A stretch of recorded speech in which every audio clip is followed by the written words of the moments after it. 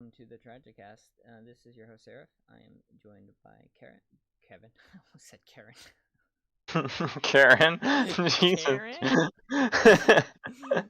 Oh, my bad. It's been, you're gonna have to suffer through me, with me today. My brain is not all there, so, didn't get a lot of sleep. But this is the podcast where we normally talk about nerdy things in video games.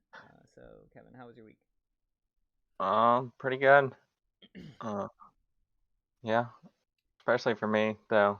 Not a sports broadcast, but No, go on, man. yeah, I mean, as you know, I'm a huge Braves fan. We made the World Series, so can't be a bad week. Yeah, I've been practicing my Tomahawk chop. Yeah. Who are they playing against? The Astros. Oh, I don't give a crap about the Astros. Consider me a Braves fan. Actually, no, I'm gonna become an Astros fan. I don't want to curse the team, you know. New team, so this way, maybe I won't practice my Tomahawk chop. Yeah. You do anything gaming wise? Well, just let the people know, I guess. Yeah, I mean, obviously I played New World quite a bit. Mm-hmm. I jumped back into Book Brawl pretty heavily this week. Mm-hmm. Other than that, I don't think I did anything else. Yeah, I think Echo the same. We'll probably talk a little bit deeper about both those experiences as we move on to those sections. So. All right, well, let's jump into new releases. There's actually some ones that actually piqued my interest for the first time in a long time. It feels like. So, we have this game I've never heard of, Iron Harvest, PlayStation, Xbox, LOL Surprise Movie Night on Switch. LOL. Is that like? I don't know. I'm out of touch with the kids. Marvel's Guardians of the Galaxy, which is on all. NASCAR 21 Ignition. Workshop Simulator. Swear to God, Simulator. Super Robot Wars 30. Age of Empires 4. Backbone. Dusk. Fatal Frame. Maiden of Blackwater. Riders Republic. Roki. Voice of Cards. The Island Dragon Roars. And Mario Party Superstars. So starting with stuff that interests me, Marvel's Guardians of the Galaxy. Stuff that would interest Sam if she was here. Fatal Frame. She's not here though, so haha. Hopefully it's better than a 5.5. In this Voice of Cards game. Just because apparently it's a JRPG, not a card game. And a traditional one at that. What about you? Is there anything in here that you care about? How about the NASCAR 21 Ignition? No? So I have the previous NASCAR game, and this is not coming to next gen, No, so yeah, it's just all PS4. previous. So That's sad. I'm not dropping $60 for a game that first off is going to be put on PlayStation Now in like 3 months for free. That's fair. For a last gen game. That's fair. I am curious though. We've got Super Robot Wars 30 here. I've never heard of this series. How have I not heard of this series when they're already at 30? Oh, because it's the first one that's coming to America. So Okay. in Japan, 1 through 29. It took 30 installments for America to finally be like, all right. I'm not sure. I mean, making to 30 games in a series is a huge milestone, but the fact that it took 30 games to get it to come here is a red flag in itself. So And Namco too. Yeah.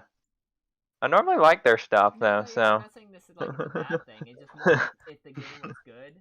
Bandai Namco is usually like pretty good at porting stuff to the U.S. Yeah.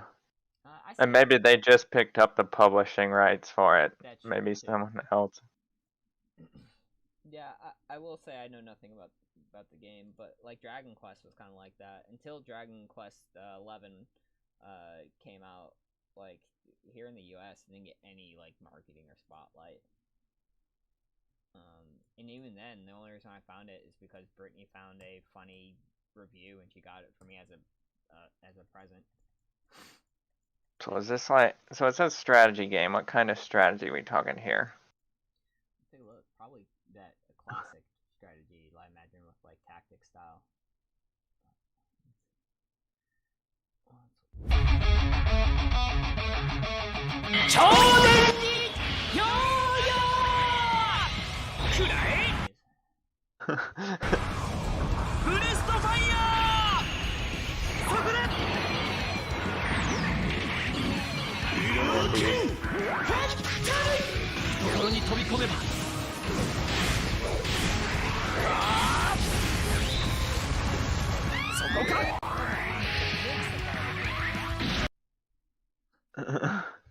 Wait a minute, this is insane.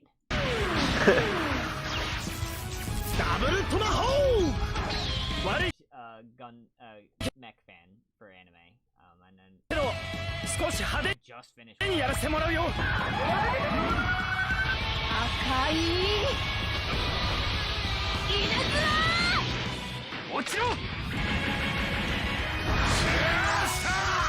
Yeah.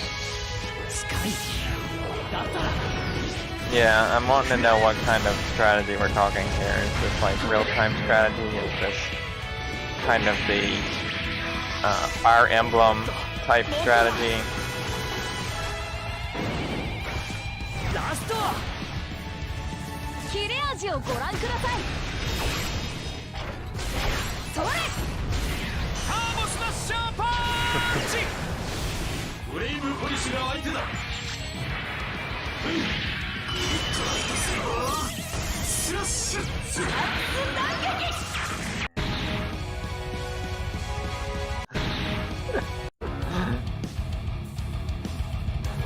In their defense, right?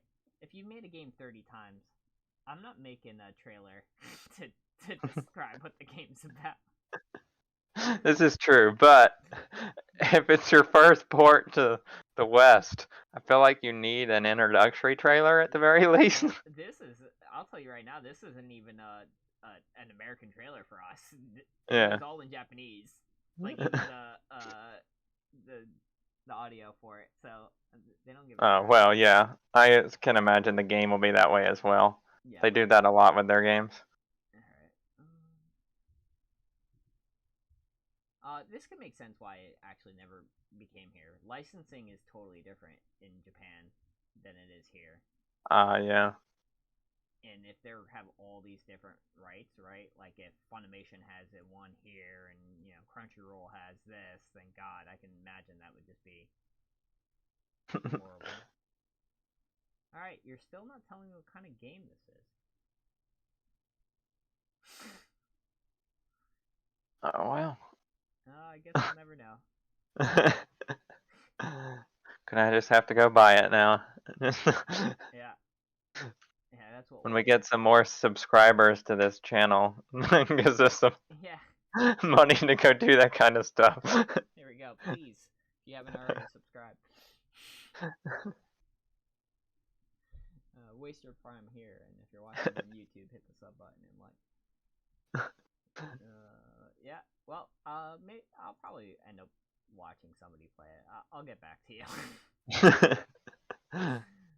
The Marvel Guardian of the Galaxy got an 8.5. I know that doesn't mean anything, but I probably will watch Lupo play it tomorrow, because I'm sure he'll play it.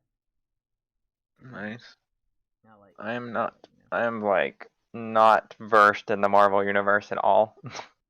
Like I'm really not either. I'm more excited about our Gotham Knights game, but yeah. I feel like we still don't know enough to really bring it up in a section. But yeah, I'm right there with you. We do know it's a Court of Owls thing. That we do. Yeah. I was looking through my books the other day and saw my Court of Owls comics. It's like I need to reread those before this game comes out. That's a good idea. I would, but mine are still all in boxes from when we moved. I don't know what that is. I don't think I care. Voice of Cards. This one. The RPG, which looks cool. I'm definitely close to the SBB tab. That's alright. And then I was just talking to you before. We feel like we don't do enough with our Switches. We look through the list and we definitely have enough people in our play group, but we just don't play any Switch games. Yeah. Most of my Switch stuff I do is solo. Same. I don't even own that many or any multiplayer games. I have Mario Party 8 or whatever one. Was it 8? I don't remember. Yeah, I don't do much Mario. The only Mario game I have is Mario Kart. I will say though, if I'm going to play a game in terms of a group game like that, I still would probably buy a Jackbox game for our group and run it on a Friday. But it seems like a lot of people have not been able to make our Friday sessions lately, so we'll see. I don't know. Not this past weekend, but the weekend before, we had like 7 people in the Discord, but we were all playing New World. It wasn't. Yeah, and I hear for Jackbox only one person needs to have it. Maybe I'll throw in something in the Discord chat and see if who can make this Friday, and maybe we'll just pull the trigger and do something like that this Friday. We could also do New World, that's fine with me, or even Book Brawl. Yeah, it's been a while since we did a Storybook Brawl. Yeah, those are fun. Alright, so let's talk a little bit about the October Fall Championship. Just like the last time, I was in the tournament, but you didn't know. You was in the public. I made it much further. I was live for top 8 until my last game. I had to win it though, which is always that, crapshoot. I started off pretty strong and then tapered off.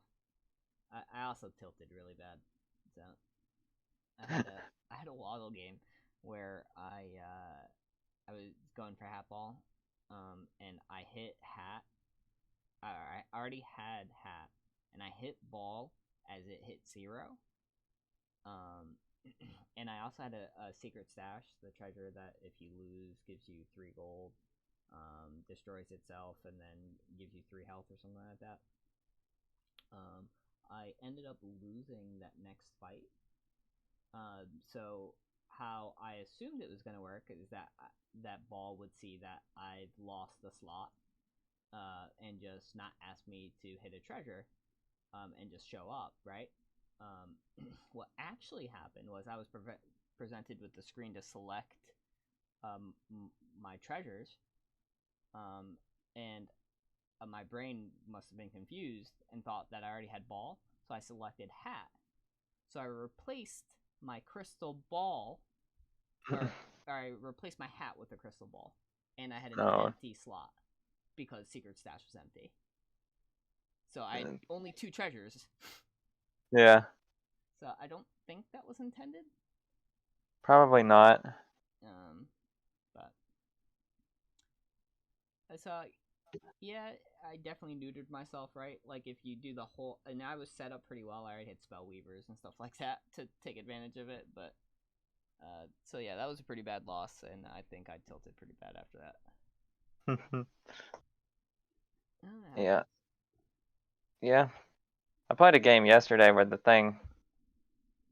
So, you know how sometimes on Loki you get free rolls, but it takes a second for it to actually do the roll? Yes, I hate that. So I didn't realize it hit free roll, and I had already scanned the shop, and there was nothing I wanted in the shop, so I hit roll. So at the same time it did the free roll. No, it didn't give me anything. The shop was just empty. It wouldn't let me roll again. So I had an entire turn where I couldn't do anything. That's crazy. That sounds like a huge bug. It's just sitting there like, okay. Depending on your load time, maybe you were supposed to alt F4 and rejoin. Maybe, but yeah, I don't know. My Steam is really dumb about being like, the game's already running. Yeah. Knowing that's probably just a quick exit to just ace instead of just getting a turn. It would have ended up probably in the same thing. I would have just missed the turn anyway. Yeah. So, either way, that's a crappy bug. So. Yeah. I don't think I'd finished that bad. It wasn't enough to make me angry and quit, so. That's a good measure. So anyway, you have an interesting theory on Storybook Brawl right now and how you're doing. You're actually, both you and Brittany are doing much better than I am with your placements. You're almost at Mythic. Go ahead and let the people know your new theory. Yeah, so my theory is after the changes from last week, we kind of talked about the fact that end-game comps just got pretty much neutered. There are no real true end-game comps right now. And I think, for me, I come up with the theory that dwarves, even if you have to force it, will push you to top 4 every time. And the reason is because dwarves, I don't think anyone can argue about the fact that dwarves is probably one of the better mid-game comps. Yeah.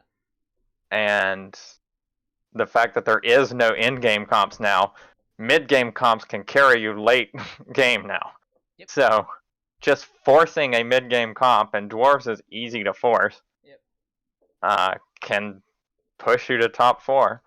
I played 7 games of dwarves today and finished top 4 in 6 out of the 7, and the only one I didn't finish top 4, I finished 5th. Damn. Yeah, that sounds good to me.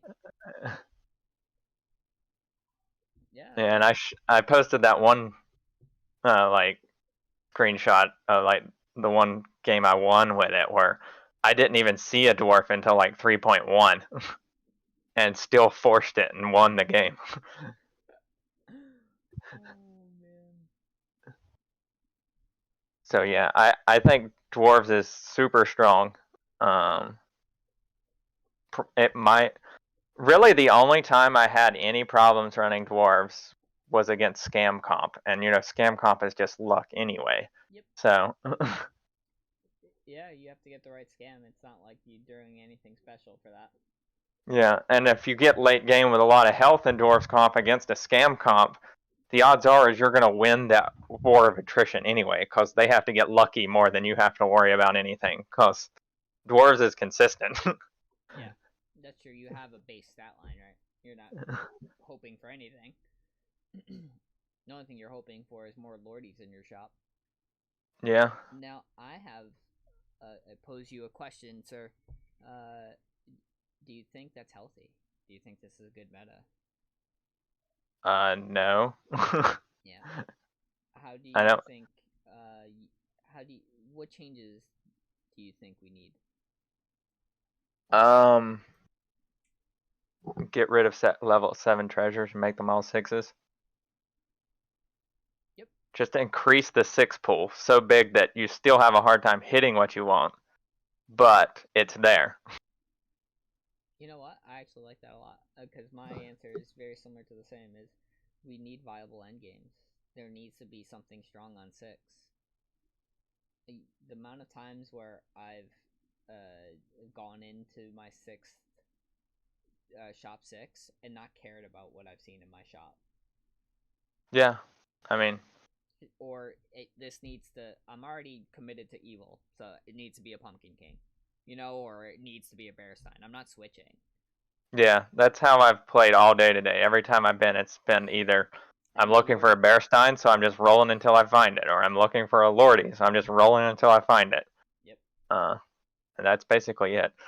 Yeah, and the times where I am open, where I'm like, oh, sweet, I'll build around the first 6, I die before I even, I die that first 6, and then I'm dead the next turn. Yeah, this entire weekend that I've played, I have not played like I have in the past, where you find direction on 6 and then you build towards it. Now it's, I have what I have, now let me find what I need to make it better. Yep. And I think it's funny is I would still say I didn't like the meta when they removed Adventure. That's still my least favorite meta of all time. This is still slightly better for me than that, but it's still not nearly as fun as when we started playing. I agree. When we started playing, there were so many viable options. Now it's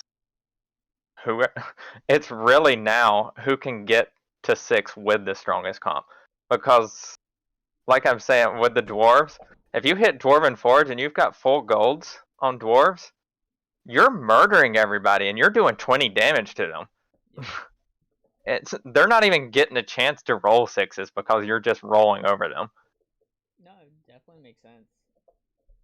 Uh, Interesting to see what the data aligns with what the devs find, and obviously yeah. what they I will say, this meta makes Silhua really strong. I haven't played Zell yet, so that's good news. What else have you noticed? I will say on the Headless Horseman thing, I've gotten a couple more games on him too, and middling, not bad, not great. This I got one where I literally got an eighth from him, and that's obviously the worst I've done.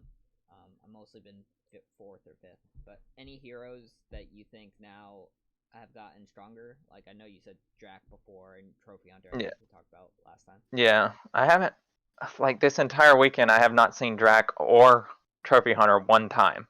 So I haven't got to play either of them in this meta. But Zelhua, I played a game today, and it was another case where I picked him knowing I was going to force dwarves as soon as I picked him. Yeah. And by the time I hit level 4, where Zelhua's level kicks in, I had already have a full dwarf comp, which is super strong anyway, and I'm setting at like 37 health. Yeah, and that's insane too. Yeah, being Yeah. able to leverage that ability Yeah, to look and then for, you like, get to level 6 and you're looking for Lordies. yeah, or echoes or whatever you want. Yeah, you got tons of rolls and cheap buys. So, yeah, I think dwarves is so strong that these heroes that don't have early game comp or early game tempo don't need it. You can just pick dwarves. Gwen, she was really strong on dwarves. I did the same thing where I just forced dwarves. No early game tempo because I saved the knighthood because I was like, I'm going to save it until I get the 6 and get the Lordy, and then I'm going to knight it. I won that game. That actually sounds pretty huge. And I mean, it's not always going to, I mean, it's not foolproof. Sometimes you're not going to find the dwarves, so you're not going to be able to force it. But even still, just a half dwarf comp can carry you to 5th or 6th. Yeah, it's still not as bad as just finishing 8th because you didn't get to do your hero stuff. Yeah. So I posed a question then: is it worth choosing a hero that can force dwarves, or would you still be like, I'm gonna play Sad Drac and Trophy Hunter and do their Trophy Hunter things over dwarves? So me personally, I would pick Sad Drac and Trophy Hunter just because I enjoy their playstyles so much more. How about winning? Winning? Yes. I do think the Force is better. Okay. Well, I say winning. If you're looking for first place, I think Sad Drac and Trophy Hunter are better. If you're looking for top 3, I think forcing dwarves is the better play. Makes sense. I like that. Yeah, because there were games where I had stuff like a Waddle, where it has a direction, and then I have Horde Dragon. Today, I picked the Horde Dragon and forced dwarves. Yep. Because I just felt like it's so much stronger right now, in my opinion. Yeah. I mean, you've got pretty good results to show for it. I'll be interested to see if you make 4K off just doing that. I definitely think you can. I've got to get out of picking heroes like Miri, where you can't really do that. Sure. To be fair, though, I did play a game. I can't remember which hero it was. Oh, it was Avella. And at one point, I was half dwarves, and I was like, do I just go full dwarves here, or do I go back towards the animals? I did a fallen angel dwarf game earlier today.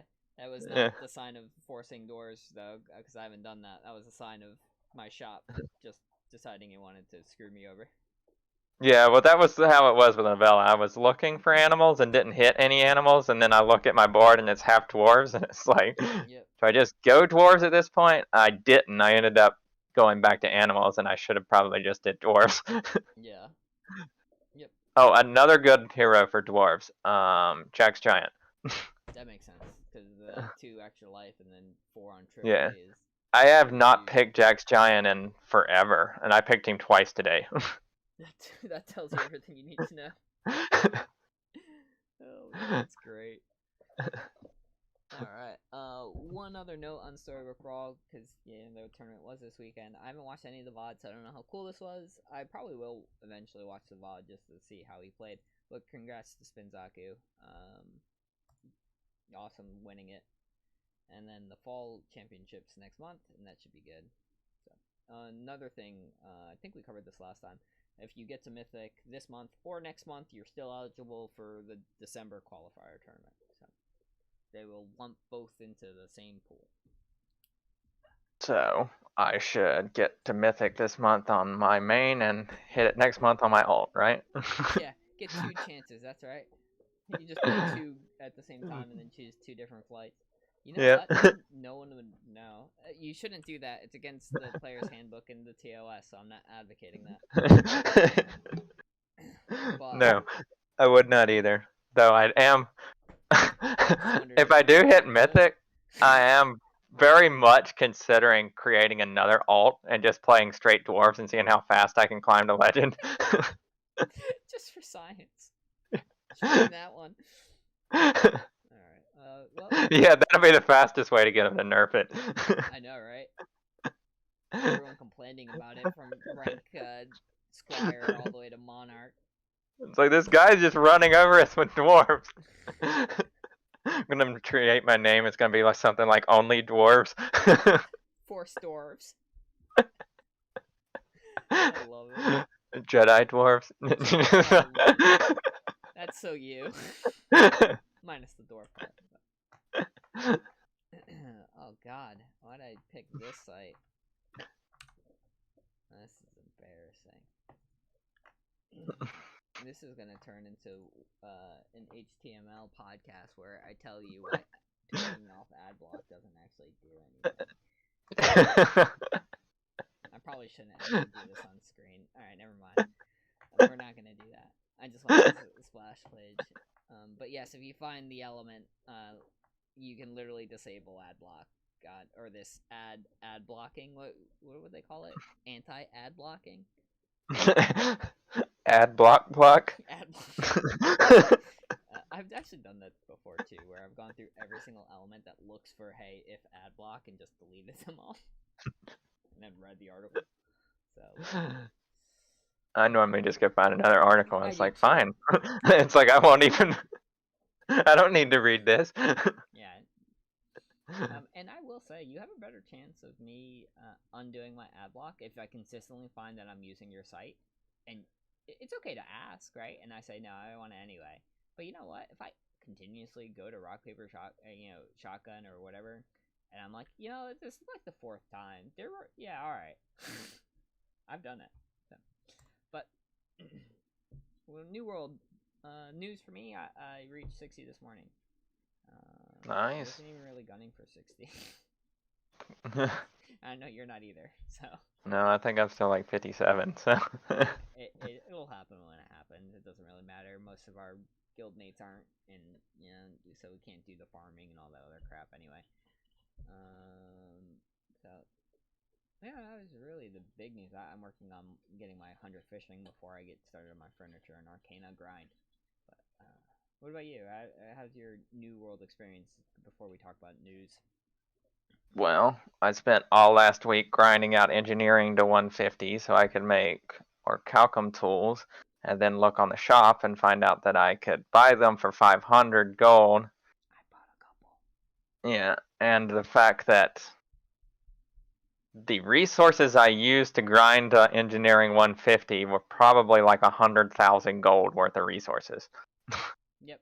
So at least on our server, and this probably is true for most of New World, it honestly makes more sense to just farm basic mats and sell them, and just buy crafting materials.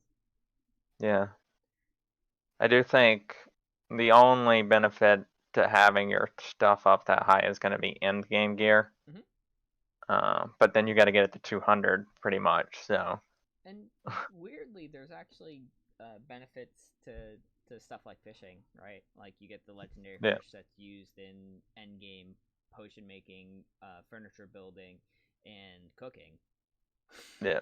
But that end game, that grind to 200 engineering, I am not looking forward to, because I don't know if you've looked at the experience breakdowns. Nah, I mean, It's I have her furniture, dude, and that's yeah, mind numbing. I don't even want to know. yeah. It's 500,000 experience from 0 to 150. This It is 1.8 million from 150 to 200. Over 3 times as much to go up that last 50 levels. That's insane. I thought this had the XP breakdown, but apparently not. But yeah, yeah, it's insane. But I mean, that's why they call the game the grind of the grind of the grind. Yep. And kudos to anyone who has ground out engineering to 200. Yeah, for real, though. Because you have no life. Call it like it is. So, in New World News, it looks like they had a gold duping glitch, which is why we cannot still transfer off our current server. Yeah, what are the details? I know you were a little bit more well versed than I was. Yeah, so from what I read, obviously I don't look too far into exploits just because I don't care too much about them. Because anybody that just intentionally exploits games for the purpose of personal gain are just the worst gamers ever. I agree. But from what I saw, there was an issue where you could go to transfer servers and then it would error out, which is not unexpected. I mean, that kind of stuff happens. But if for some reason you do get the error out, then you can give your gold to a clanmate or just a friend or anybody. Log out, log back in, and your gold will still be in your inventory. Meaning you doubled your gold. Yep. And you can do that, I imagine, infinitely. Yeah. So yeah, that's why we can transfer. They didn't have any ETA on when transfers are coming back, I don't think. Should arrive next week, apparently. No, that's the 9th, so this is before. Yeah. That was 17 hours ago. Yeah, and that's it.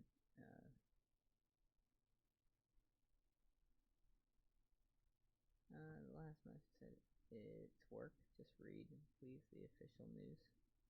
Bonjour.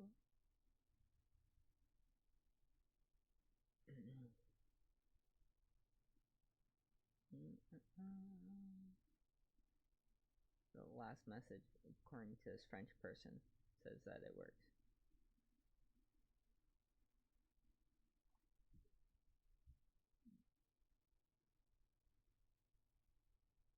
I believe the poster you're linking is out of date. So yeah, we still don't know yet. So who knows? Either way, log in, grind my furniture. My fishing. I'm almost at 100 fishing, much to, I'm sure, Ryan's chagrin. I love it. Pull up their Twitter page and see what they have on there. Yeah, let me know if you find something good. But I don't know, it's the only thing we're really waiting on. Yeah. And in D&D news, no campaign 3 for Critical Role came out on Thursday, but neither YouTube just came out today, and neither of us caught it live. So we'll wait a little bit to talk about it. But we should be good next week. Maybe on both. I haven't decided yet. If I'll watch live on Thursday, if I hate myself or not. But rebroadcast on Friday. Oh, or the rebroadcast. That's probably the best way for me to watch it. Yeah, that's how I watched it. I caught the rebroadcast Friday at so noon. you've seen it? Yes, I have seen the entire Oh, episode. cool. Is it cool? It is. All right, cool. Yeah. All right, Um, we can yeah, delve I won't deeper spoil into too it. much. Yeah. On the They next did episode. release character arcs too, if but Oh, if you that's don't very want to cool. be spoiled, we won't. Nope. I want total spoilers. So I'll go into that and we'll see. But this Sunday, we have did another session finally after several weeks off. Mostly my fault, but back in it. So that was definitely an interesting session. So you went from the Underdark, and I know you already know, so I'll just say it, into the Feywilds. Yeah. And you learn that that there's a much bigger difference between level 1 and level 2. Indeed. However, the prizes were a lot greater on level 2. Yeah. The only reason we survived was a lucky couple of nat 20s on death saving throws, and then a failed save on Banshee's part. Yep. Had not all three of those things happened, we probably don't survive that fight. No, yeah. I was again. This encounter was made for 6 people. Yeah. But yeah, and we were down to. Overall, you liked the session, or? Yeah. It's very interesting, and even, I mean, we did find a way to actually win that fight without winning the fight. Yeah. Which is always a plus when you're really over or matched. Oh yeah, I love how that ended too. If you obviously are into D&D, and you haven't seen the episode, it's definitely worth a watch. But my highlight is definitely you seeing the Banshee in the corrupted tree, and then dealing with that, right? But then digging up the source of the evil corruption in the Feywild. Yeah. And then finding the ultimate talisman of evil. And then putting the full Adventurers Guild on alert. Yeah. When you bring it back, you're like, I think this might be bad. Causing quite the scene. Oh man. But yeah, that'll be interesting. I definitely want to find a better system for economy, because as we talked about in our session, there's really nothing magical items. What's the response 5 the Wizards of the Coast gave? Magic items shouldn't be sold or something like that, or Yeah, it's actually in, I think, the Dungeon Master's Guide. I wonder if I can find it right quick. What it exactly says. Well, whatever it is, I think that's dumb. I think you should be able to sell anything and everything. Yeah. And what is it? Xanathar's Guide to Everything has a little bit of stuff on selling there. Oh, does it? Good, because I have Xanathar.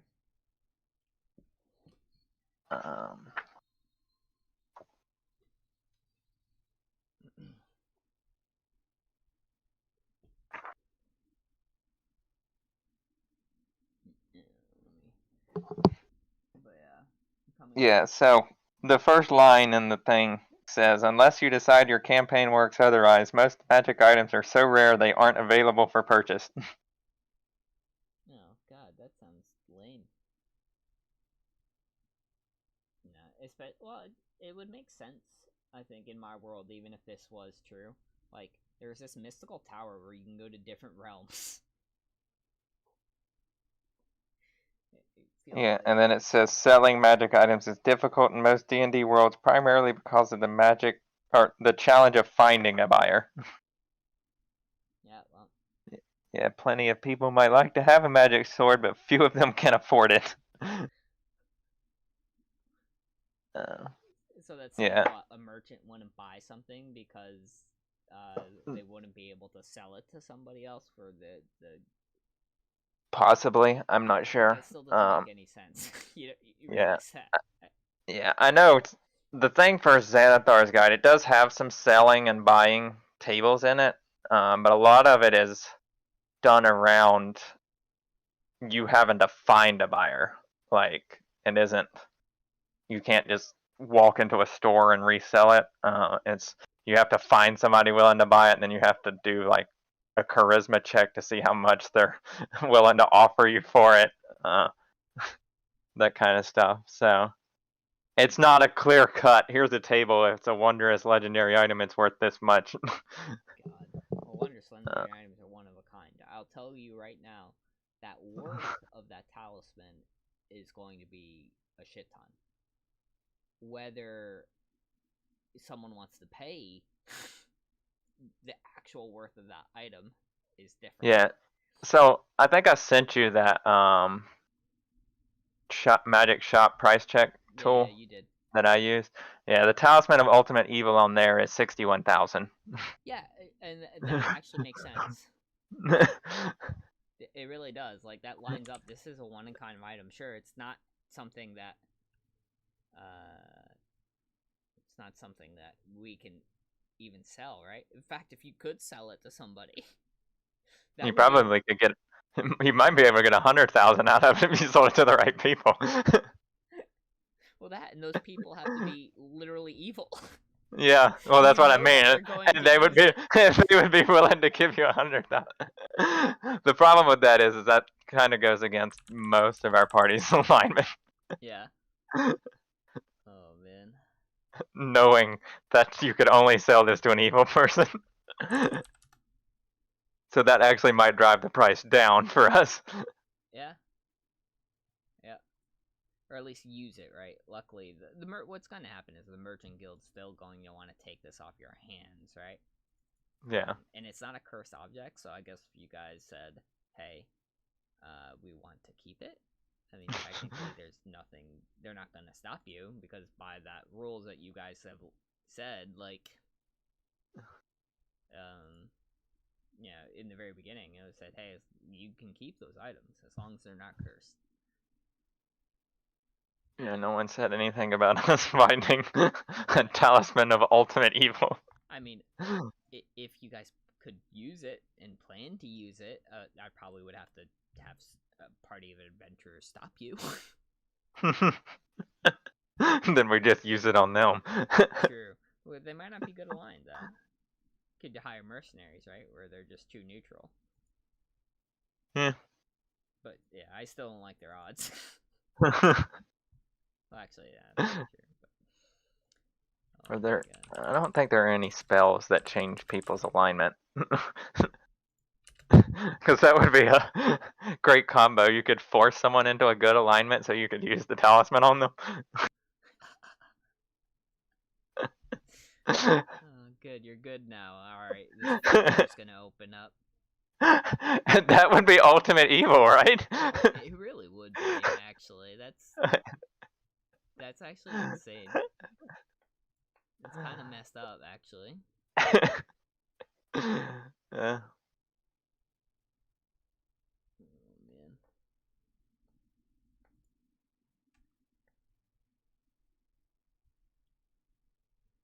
I'm actually, price check. I'm checking what this says for certain prices right now. And I probably will actually use their their base for like mundane items. Yes. The Sentinel Shield is way overpriced. Is it? They have it at 20,000 gold. That is not a 20,000 gold item. No, yeah, holy crap. That's a 0% markup. And the talisman of ultimate evil, 61. At 3 times the cost, I guess is okay. I don't know. Sentinel shields aren't. I wouldn't say they are unique items. Or I mean, they might be in your world. Well, they're uncommon, right? Uncommon does not take it to be unique to me. Yeah, that's how I say it. Yeah, I would have put this at maybe 2,000. I wouldn't have put it at 20,000. Well, what do they take? What's hide armor, right?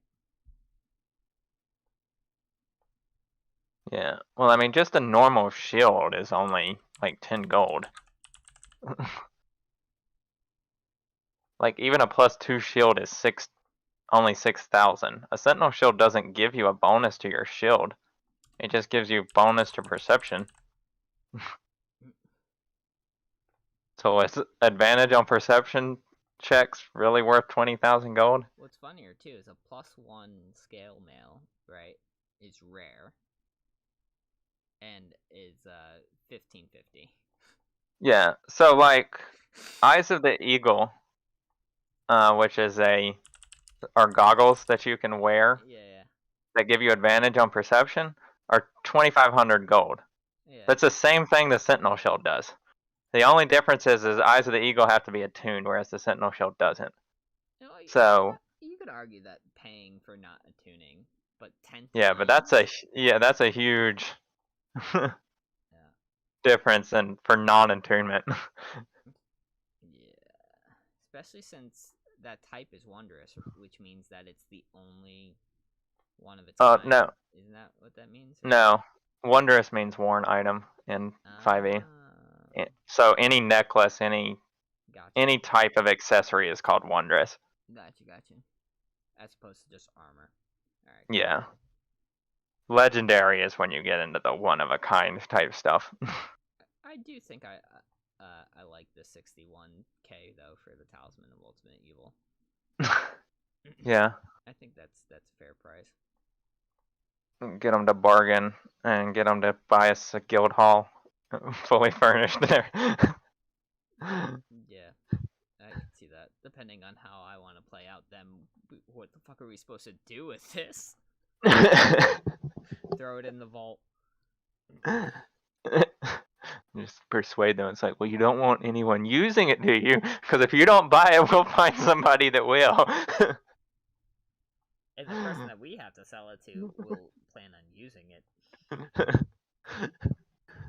that's hilarious. Yeah, I like it.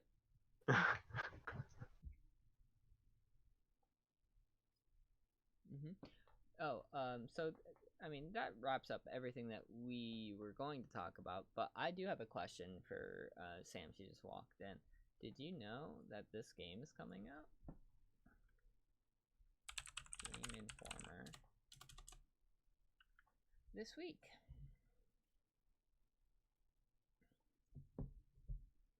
Fatal Frame, Maiden of Blackwater. I totally forgot about it. I'm also kind of upset that there isn't a physical release, but I'm also not surprised. Because I like physical releases, especially for Switch games. But I am very excited. I did remember that it was coming out in October. But right before spooky season. Right. Well, it's in spooky season, right before the spooky day of the year. Perhaps the spookiest. Yep. So, thank you for reminding me. I get paid the 29th, and I can't wait to use that paycheck. Alright, you'll have to be on the next one. Let us know how it is. My goal is to have Fatal Frame 4 come to the US. Good luck. Because that's 5. Yeah. 4 was never ported over to the US because they thought people wouldn't be interested. And then they came out with Maiden of Blackwater. We have another game that we talked about that 30 iterations that took to get to the US. Oh my god. Super Robot Wars. So let's move on to a last section. What do you plan on doing this week, man? I got 200 more points to go in Storybook Brawl, so that'll probably be my focus this week. Yep. But I'll be in New World. World Series starts tomorrow, so my nights will be pretty much taken up for the next week. Yep. Either way, you'll be able to do some New World tree grinding. Yeah. That sounds good. I mean, mine's much of the same. I'll be New World working on Arcana, trying to get to 4K. Maybe playing, at least obviously watching Critical Role, catching up to you, probably watching the second one. but maybe definitely watching someone play Galaxy of the Guardian, and I kind of have my eye on this one now, the Voice of Cards game. So, it's last gen though. Yeah. But yep. Well, that's it for this week. Tune in next time, and I will be trying to stream more often this week, but don't hold me to it. All right, have a good one.